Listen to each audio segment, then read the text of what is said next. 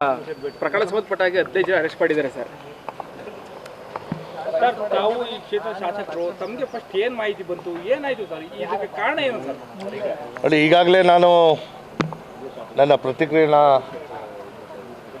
ಉದಯಗಿರಿ ಪ್ರಕರಣಕ್ಕೆ ಸಂಬಂಧಿಸಿದಂತೆ ಮಾಧ್ಯಮದ ಮೂಲಕ ತಿಳಿಸಿದ್ದೇನೆ. ಪೊಲೀಸ್ ಇಲಾಖೆಯವರು ಆವತ್ತೇ ರಾತ್ರಿ ಸುಮಾರು 1:30-2 ಗಂಟೆ ಸಮಯದಲ್ಲಿ ಎಲ್ಲವೂ ಹತೋಟಿಗೆ ತಂದು ಸಹಜ ಸ್ಥಿತಿಗೆ ತರುವಂಥದ್ರಲ್ಲಿ ಸಾಕಷ್ಟು ಪ್ರಯತ್ನಗಳು ಮಾಡಿದ್ದಾರೆ. ಸ್ಥಳೀಯವಾದಂತಹ ಮುಖಂಡರು ಪೊಲೀಸ್ ಇಲಾಖೆ ಜೊತೆ ಕೈ ಜೋಡಿಸಿ ಎಲ್ಲೆಲ್ಲಿ ನಾವು ತಿಳಿ ಹೇಳಬೇಕಾಗಿತ್ತು ಹೇಳಿ ಅದನ್ನು ಸಂಪೂರ್ಣವಾಗಿ ಸಹಜ ಸ್ಥಿತಿಗೆ ಮರಳಿದೆ. ನಿನ್ನೆ ಮತ್ತು ಮೊನ್ನೆ ವಹಿವಾಟುಗಳೆಲ್ಲ ಸಂಪೂರ್ಣವಾಗಿ ಸ್ಥಗಿತಗೊಳಿಸಿ ಪೊಲೀಸ್ ಇಲಾಖೆಯವರು ಇದ್ದಂತಹ CCTV ಫುಟೇಜಸ್ಸು ಮತ್ತು DVRಗಳನ್ನ ವಶಕ್ಕೆ ಪಡೆದು ಅದರಲ್ಲಿ ಮಾಹಿತಿ ಸಂಗ್ರಹ ಮಾಡುವಂಥ ಕೆಲಸ ಕೂಡ ಮಾಡ್ತಾಯಿದ್ದಾರೆ. ನಿನ್ನೆ ಜಿಲ್ಲಾಧಿಕಾರಿಗಳು, ಪೊಲೀಸ್ ಆಯುಕ್ತರು ಮತ್ತು ಪೊಲೀಸ್ ಇಲಾಖೆಯ ಅನೇಕ ಅಧಿಕಾರಿಗಳ ಜೊತೆಗೆ ಮಾತಾಡಿ ನನ್ನ ಕ್ಷೇತ್ರ ವ್ಯಾಪ್ತಿಗೆ ಬರುವಂತಹ ಎಲ್ಲ ಪೊಲೀಸ್ ಠಾಣೆಗಳಲ್ಲಿ ಒಂದು ಶಾಂತಿ ಸಭೆ ಮತ್ತು ಇವತ್ತು ಏನು ಶಾಬಾನ್ ಹಬ್ಬದ ಪ್ರಯುಕ್ತ ಯಾವ ರೀತಿ ನಡ್ಕೋಬೇಕು ಅನ್ನೋದನ್ನು ಎಲ್ಲ ಠಾಣೆ ವ್ಯಾಪ್ತಿಯಲ್ಲೂ ಸಭೆಗಳನ್ನ ನಡೆಸಿದ್ದಾರೆ. ನಿನ್ನೆ ಸಂಜೆಯಿಂದನೇ ವಹಿವಾಟುಗಳು ಕೂಡ ಯಥಾವತ್ತಾಗಿ ಹಿಂದೆ ಇದ್ದಂತಹ ಒಂದು ವಹಿವಾಟಕ್ಕೆ ಅನುವು ಮಾಡಿಕೊಡುವಂಥ ಕೆಲಸ ಕೂಡ ಮಾಡಿದ್ದೇವೆ.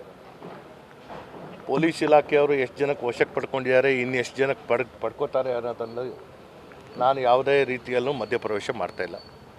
ಆದರೆ ಒಂದು ಭಾಳ ಸ್ಪಷ್ಟವಾಗಿ ಹೇಳಿದ್ದೇನೆ, ಅಮಾಯಕರಿಗೆ ಯಾವುದೇ ಕಾರಣದಲ್ಲೂ ತೊಂದರೆ ಕೊಡಬೇಡಿ. CCTV ಫುಟೇಜ್ಗಳಿದೆ ಮತ್ತು ಈ ಪ್ರಕರಣಕ್ಕೆ ಮೂಲ ಏನು ಆ ಚಿತ್ರ ಸಾಮಾಜಿಕ ಜಾಲತಾಣದಲ್ಲಿ ಬಂತು, ಯಾರಿಂದ ಹಾಕಿದೆ ಅಂಥವ್ರನ್ನ ದಸ್ತಗಿರಿ ಮಾಡಿದ್ದೀರ, ಅದನ್ನು ಸಿದ್ಧಪಡಿಸಿದ್ದು ಎಲ್ಲಿಂದ ಪ್ರಾರಂಭವಾಯಿತು ಅದನ್ನು ಕೂಡ ನೋಡಬೇಕು. ಅದರ ಜೊತೆಗೆ ಈ ಎಲ್ಲ ಪ್ರಕರಣಕ್ಕೆ ಪ್ರಚೋದನೆ ಯಾರಾದರೂ ಕೊಟ್ಟಿದ್ದಲ್ಲಿ ಅಂಥವ್ರಿಗೆ ಪತ್ತೆ ಹಚ್ಚಬೇಕು ಅಂತದ್ದು ನಾನು ಭಾಳ ಸ್ಪಷ್ಟವಾಗಿ ಹೇಳಿದ್ದೇನೆ. ಬಹುಶಃ ಇಂಥದ್ದು ಯಾವುದೇ ಒಂದು ಸ್ವಸ್ಥ ಸಮಾಜಕ್ಕೆ ಪೂರಕವಾಗಿರುವಂಥ ವಾತಾವರಣ ಅಲ್ಲ. ಹಾಗಾಗಿ ಪೊಲೀಸವರು ಯಾರನ್ನ ದಸ್ತಗಿರಿ ಮಾಡ್ತಾಯಿದ್ದಾರೆ, ಯಾವ ಕಾರಣಕ್ಕೆ ಮಾಡ್ತಾಯಿದ್ದಾರೆ ಅನ್ನೋದನ್ನು ನಾವು ಯಾರೂ ಪ್ರಶ್ನೆ ಮಾಡೋಂಗಿಲ್ಲ. ಹಾಗಾಗಿಯೂ ಕೂಡ ಒಂದು ಅಡ್ವೊಕೇಟ್ಸ್ಗಳ ತಂಡನ ನಾನು ಈಗಾಗಲೇ ಮಾತಾಡ್ತಾ ಇದ್ದೇನೆ. ಸಾಕಷ್ಟು ಪೋಷಕರು ಅಲ್ಲಿ ದಸ್ತಗಿರಿ ಮಾಡಿದ ಕೂಡಲೇ ನನ್ನ ಮಕ್ಕಳು ಇದರಲ್ಲಿ ಭಾಗಿಯಾಗಿಲ್ಲ ಅನ್ನೋದನ್ನು ಅವರು ಅಳಲನ್ನ ತೋರ್ಕೋತಾರೆ. ಸತ್ಯ ಸಂಗತಿಗಳನ್ನ ನೋಡುವಂಥದ್ದಕ್ಕೆ ಒಂದು ಅಡ್ವೊಕೇಟ್ಸ್ನ ತಂಡವನ್ನು ನಾನು ಈ ಹಿಂದೆ ಕೂಡ ನಾವು ಮಾಡಿದ್ವಿ. ಅದೇ ರೀತಿಯಲ್ಲಿ ಸಹಾಯ ಆಗುವಂಥದ್ದಕ್ಕೆ ಏನಾಗಬೇಕು ಅಂಥದ್ದು ಮಾಡ್ತೇವೆ. ಒಟ್ಟಾರೆ ತಪ್ಪಿಸ್ತರು ಯಾರೇ ಇರಲಿ ಕ್ಷಮೆ ಅನ್ನೋದಿಲ್ಲ. ಬಂದಿರ್ತಾರೆ, FIR ಆಗಿರುತ್ತೆ, ಆದ್ರೂ ಯಾಕೆ ಕಲ್ಲೊಡೆದ್ರು ಅಂತ ಸರ್, ಅಂತ ಪರಿಸ್ಥಿತಿ ಯಾಕೆ ಬಂತು? ನೋಡಿ, ಆ ಮೂಲಕ್ಕೆ ನಾವು ಈಗ ಹೋಗೋದಲ್ಲ.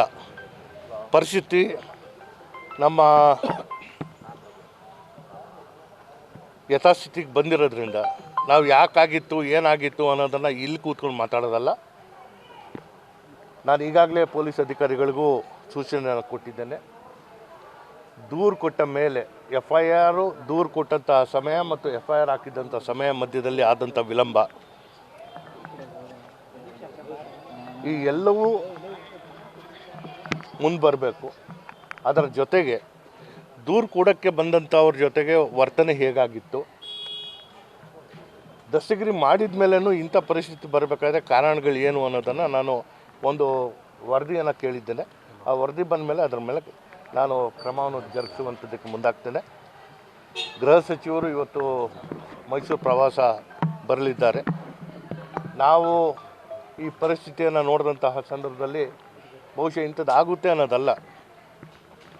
ಜನಸಂಖ್ಯೆ ಕೂಡ ಈ ಠಾಣಾ ವ್ಯಾಪ್ತಿನಲ್ಲಿ ಜಾಸ್ತಿ ಇರೋದ್ರಿಂದ ನಾನು ಹೊಸ ಪೊಲೀಸ್ ಠಾಣೆ ಬೇಕು ಅನ್ನೋದು ಕೂಡ ನನ್ನ ಒಂದು ಪ್ರಯತ್ನ ನಿರಂತರವಾಗಿ ಕಳೆದ 5 ವರ್ಷದಿಂದ ನಾನು ಮಾಡ್ತಾ ಇದ್ದೇನೆ. ಅಲ್ಲ ಸರ್, ಇಷ್ಟೆಲ್ಲ ಆಗುತ್ತೆ, ಪೊಲೀಸರನ್ನ ಎದುರ್ಕೊಳ್ಳೋದಿಲ್ಲ, ಪೊಲೀಸರ ಮೇಲೆ ಹಲ್ಲೆ ಮಾಡ್ತಾರೆ ಅಂತ ಹೇಳಿದ್ರೆ ಅಂದ್ರೆ ಲಾಂಡ್ ಆರ್ಡರ್. ನೋಡಿ ಮಹೇಶ್, ಒಂದು ನಾನು ಹೇಳ್ತೇನೆ, ನಾನು ಯಾಕೆ ಮಾಡ್ಯಾರೆ ಅನ್ನೋ ಉತ್ತರ ಕೊಡೋಕ್ಕೆ ನಾನಲ್ಲ. ನಡೆದೋಗಿರೋದನ್ನು ಯಾರು ಮಾಡ್ಯಾರ ಅಂಥವ್ರ ಮೇಲೆ ಕ್ರಮ ತಗೋಬೇಕು ಅನ್ನೋದನ್ನು ಭಾಳ ಸ್ಪಷ್ಟವಾದಂಥ ಆದೇಶ ಮಾಡಿದ್ದೇನೆ. ಯಾಕೆ ಪೊಲೀಸರನ್ನ ನೋಡಿ ಹೆದರ್ತಾ ಇಲ್ವೋ ಅಥವಾ ಏನಾಯಿತು ಅನ್ನೋದನ್ನು ನಾನು ಆ ವಿಶ್ಲೇಷಣೆ ಕೊಡುವಂಥದ್ದು ನಾನು ಮುಂದಾಗಲ್ಲ. ಸರ್, ಈ ಬಂಧಿತ 15 ಜನರಲ್ಲಿ ಅಮಾಯಕರಿದ್ದಾರೆ ಸರ್. ನೋಡಿ, ನನಗೆ ಯಾರು ದಸ್ತಗಿರಿ ಮಾಡ್ಯಾರ ಅನ್ನೋದು ನನ್ನ ಮಾಹಿತಿ ಇಲ್ಲ. ಪೊಲೀಸ್ ಇಲಾಖೆ ತನ್ನ ಕೆಲಸ ಮಾಡುವಂಥದ್ದಕ್ಕೆ ಮುಕ್ತವಾದಂಥ ಅವಕಾಶ ಇದೆ. ನಾನು ಹೇಳ್ತಾ ಇದ್ದೀನಿ, ನಾನು ಕೇವಲ ಅವ್ರಿಗೆ ಸೂಚನೆ ಕೊಟ್ಟಿರುವಂಥದ್ದು ಅಮಾಯಕರಿಗೆ ತೊಂದರೆ ಆಗಕೂಡ್ದು, ಮಿಕ್ಕಿದ್ದು ಏನು ಮಾಡಬೇಕು ಅದು ಮಾಡಲೇಬೇಕು. ಪರಿಸ್ಥಿತಿನ ನಾವು ನಿರಂತರ ಮಾಡುವಂಥದ್ದಕ್ಕೆ ಎಲ್ಲ ಕ್ರಮಗಳನ್ನ ತಗೊಳ್ಳೋಕೆ ಮುಂದಾಗ್ತದೆ. ನೋಡಿ, ಆ ಕಾರಣಕ್ಕಾಗಿ ಯಾರು ಪ್ರಚೋದನಕಾರಿ ಭಾಷಣಗಳು ಮಾಡ್ಯಾರೋ ಅಥವಾ ಯಾರು ಪಿತೂರಿ ನಡೆಸಿದಾರೋ ಅಂಥವ್ರನ್ನ ಪತ್ತೆ ಹಚ್ಚುವಂಥ ಕೆಲಸ ಪೊಲೀಸ್ ಇಲಾಖೆ ಮಾಡ್ತಾರೆ. ಪೊಲೀಸರಿಂದ ವಿಳಂಬ ಅಂತ ಹೇಳಿದ್ರೆ ಸರ್, ಅಂದರೆ ವಿಳಂಬ ಮಾಡಿ ತಪ್ಪು ಮಾಡಿದ್ದಾರೆ ಅಂತ ಪೊಲೀಸ್ ಪ್ರಕರಣದಲ್ಲಿ. ನೋಡಿ, ನನ್ನ ಮಾತಿನ ಅರ್ಥ ಅಥವಾ ತಪ್ಪರ್ಥ ನೀವು ಗ್ರಹಿಸ್ಕೊಳಕ್ಕೆ ಹೋಗಬೇಡಿ. ದೂರು ಕೊಟ್ಟಂತಹ ಸಂದರ್ಭಕ್ಕೆ ಬೆಳಗ್ಗೆ ಸುಮಾರು 10 ಕಾಲಿನಲ್ಲಿ ದೂರನ್ನು ಕೊಟ್ಟಿರ್ತಾರೆ. ಸಂಜೆ 5 ಗಂಟೆವರೆಗೂ FIR ಆಗಿರಲ್ಲ. ನಾನು ಅಧಿಕಾರಿಗಳಿಗೆ ಕೇಳಿದಂತಹ ಸಂದರ್ಭದಲ್ಲಿ ಈ ಸಾಮಾಜಿಕ ಜಾಲತಾಣದಲ್ಲಿ ಬಂದಂಥದ್ದು ಅದನ್ನು ಸತ್ಯ ಸಂಗತಿಗಳನ್ನ ನಾವು ನೋಡುವಂಥದ್ದಕ್ಕೆ ಸ್ವಲ್ಪ ವಿಳಂಬ ಆಗಿದೆ ಅಂತ ಹೇಳಿದ್ದಾರೆ. ಜೊತೆಗೆ ಅಲ್ಲಿ ಕೊಟ್ಟಂಥ ಹೆಸರೇ ಮತ್ತು ಆರೋಪಿಯ ಹೆಸರೇ ಸ್ವಲ್ಪ ವ್ಯತ್ಯಾಸ ಆದಂಥ ಕಾರಣದಿಂದ ಸಮಸ್ಯೆ ಸ್ವಲ್ಪ ಆಗಿದೆ. ಹಾಗಾಗಿಯೂ ಕೂಡ ಏನು ದಸ್ತಗಿರಿ ಮಾಡುವಂಥದ್ರಲ್ಲಿ ವಿಳಂಬ ಮಾಡಿಲ್ಲ. ಇಷ್ಟಿದ್ರೂ ಇದೆಲ್ಲ ನಡೆಯುತ್ತೆ ಅಂತ ಹೇಳಿದಾಗ ಇದಕ್ಕೆ ಕಾರಣ ಏನು, ಯಾರು ಇದರ ಹಿಂದೆ ಇದ್ದಾರೆ ಅನ್ನೋದನ್ನು ಪತ್ತೆ ಹಚ್ಚುವಂಥದ್ದಕ್ಕೆ ನಾನು ಸೂಚನೆ ಕೊಟ್ಟಿದ್ದೆ. ಸರಿ, ಈ ಪ್ರಕರಣದ ಸಂಘಟನೆ ಕೈವಾಡ ಇದೆ ಸರ್. ನಾನು ಯಾವುದೇ ರೀತಿಯಲ್ಲೂ ಪ್ರತಿಕ್ರಿಯೆ ನೀಡಲ್ಲ. ನಡೆದೋಗಿರೋದನ್ನು ಯಾರು ಮಾಡ್ಯಾರ ಅನ್ನೋದು ಪತ್ತೆ ಹಚ್ಚಿ ಅಂತ ಹೇಳಿದ್ದೀನಿ. ನೋಡಿ, ಸುಮ್ಮನೆ ಇದಕ್ಕೂ ಅದಕ್ಕೂ ನೋಡಿ, ಇದಕ್ಕೆ ಜನಸಾಮಾನ್ಯರು ಹೆಂಗೆ ಬದುಕಲಿಕ್ಕೆ ಸಾಧ್ಯ ಆಗುತ್ತೆ? ನಾನು ನಿಮ್ಗೆ ಹೇಳುವಂಥದ್ದು ಇಲ್ಲಿ ಮತ್ತೊಂದು ವಿಚಾರ ಇಲ್ಲಿ ಅಥವಾ ನನ್ನ ಪ್ರತ್ಯೇಕವಾದಂಥ ವಿಚಾರ ಇಲ್ಲಿ ತರುವಂಥದ್ದಲ್ಲ. ನಡಿಬಾರ್ದಂಥದ್ದು ನಡೆದೋಗಿದೆ. ಅದನ್ನು ಯಾರು ಮಾಡ್ಯಾರ ಅನ್ನೋದನ್ನು ಪತ್ತೆ ಹಚ್ಚುವಂಥ ಕೆಲಸ ಮಾಡ್ತಾರೆ. ಸರ್, ನಿಮ್ಮ ಪಕ್ಷದ ವಕ್ತಾರರು ಹೇಳ್ತಾರೆ 300 ಜನ RSS ಕಾರ್ಯಕರ್ತರು ಬಂದಿದ್ದಾರೆ, ಈ ಕ್ಷೇತ್ರದಲ್ಲಿ 50 ಜನ ಮುಸ್ಲಿಂ ಟೋಪಿಯೆಲ್ಲ ಹಾಕೊಂಡು ಅವ್ರು ಭಾಗಿಯಾಗಿ ಮಾಡಿದ್ದಾರೆ ಅಂತ ಹೇಳಿದ್ರು. ಅವ್ರು ಹೇಳ್ತಾರೆ ಸರ್. ನೋಡಿ, ಯಾರ ವಿಚಾರಕ್ಕೂ ನಾನು ಪ್ರತಿಕ್ರಿಯೆ ನೀಡಲ್ಲ. ಅಲ್ಲ ಸರ್, ಅವ್ರು ಗಂಭೀರವಾದ ಆರೋಪ ಸರ್. ನೋಡಿ, ಭಾಳ ಸ್ಪಷ್ಟವಾಗಿ ಹೇಳಿದ್ದೇನೆ, ಸಾವು ಮನೆಯಲ್ಲಿ ರಾಜಕಾರಣ ಮಾಡುವಂಥದ್ದು ನನಗೆ ಗೊತ್ತಿಲ್ಲ. ಯಾರಾದರೂ ಮಾಡ್ತಾಯಿದ್ರೆ ಅವ್ರಿಗೂ ಕೈ ಮುಗಿದು ನಾನು ಹೇಳ್ತೇನೆ, ಈ ರೀತಿ ಮಾಡೋಕ್ಕೆ ಹೋಗಬೇಡಿ. ನಡೆದೋಗಿರೋವಂಥದ್ದು, ಯಾಕಂದರೆ ಸಮಸ್ಯೆ ಏನು, ಪರವಾದಿ ಮೊಹಮ್ಮದ್ರವರ ವಿಚಾರದಲ್ಲಿ ಅವಹೇಳಿಕೆ ಒಂದು ಪೋಸ್ಟ್ ಹಾಕಿದ್ದಕ್ಕೆ ಇಷ್ಟೆಲ್ಲ ಆಗಿರುವಂಥದ್ದು. ರಾಹುಲ್ ಗಾಂಧಿ ಚಿತ್ರಕ್ಕೂ ಅಖಿಲೇಶ್ ಚಿತ್ರಕ್ಕೆ ನಾವು ಹೊರಗೆ ಬರುವಂಥದ್ದಲ್ಲ. ಆ ಕಾರಣದಿಂದ ನೋವು ಏನಾಗಿತ್ತು ಆ ನೋವನ್ನ ನೀವು ತಿಳಿ ಮಾಡುವಂಥ ಕೆಲಸ ಮಾಡೋಕ್ಕೆ ಹೋಗಬೇಡಿ. ನಡೆದೋಗಿರುವಂಥದ್ದು ನಡಿಬಾರ್ದಿತ್ತು. ಆದರೆ ಪ್ರತಿಭಟನೆ ಮಾಡುವಂಥ ಬೇರೆ ಬೇರೆ ವಿಧಾನಗಳು ಇದೆ. ಶಾಂತಿ ರೀತಿಯಲ್ಲಿ ಮಾಡಬೇಕಾಗಿತ್ತು. ಧರ್ಮದ ಬೋಧನೆ ನಿಮಗೆ ಶಾಂತಿ ಪ್ರಿಯರಾಗಿರುವಂಥ ಆ ಸಂದೇಶ ಏನಿದೆ ಅದನ್ನು ತೋರುವಂತಹ ಕೆಲಸ ನೀವು ಮಾಡಬೇಕಾಗಿತ್ತು. ಆದರೆ ಈ ರೀತಿಯಲ್ಲಿ ನಡ್ಕೊಂಡಿದ್ದಂಥದ್ದು ಯಾರ ಒಂದು ಪ್ರೇರಣೆಯಿಂದ ಇಷ್ಟೆಲ್ಲ ಆಯಿತು ಅನ್ನೋದನ್ನು ಪತ್ತೆ ಹಚ್ಚುವಂಥ ಕೆಲಸ ಮಾಡ್ತೇನೆ. ಯಾಕಂದ್ರೆ ನಿಮ್ಮ ಸಚಿವರು ಹೇಳ್ತಾರೆ ಪೊಲೀಸರೇ ಅವ್ರಿಗೆ ಕಾಮನ್ ಸೆನ್ಸ್ ಇಲ್ಲ, ಆರೋಪಿಯರು ಯಾಕೆ ತಂದು ಇಟ್ಟರು ಅಲ್ಲಿ. ನಾನು ಯಾರ ವಿಚಾರಕ್ಕೆ ನಾನು ಯಾಕೆ ಪ್ರತಿಕ್ರಿಯೆ ಕೊಡಲಿ?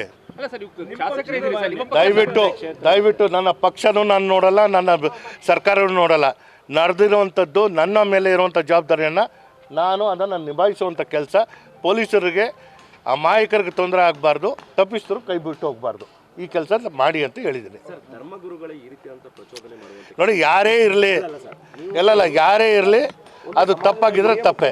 ಸರ್, ನೀವೇನಾದರೂ ಈ ಬಗ್ಗೆ ಮಾತಾಡುವಂಥದ್ದು ಎಲ್ಲ ಧರ್ಮಗುರುಗಳು? ನಾನು ಎಲ್ಲರಿಗೂ ಮಾತಾಡ್ತಾ ಇದ್ದೀನಿ.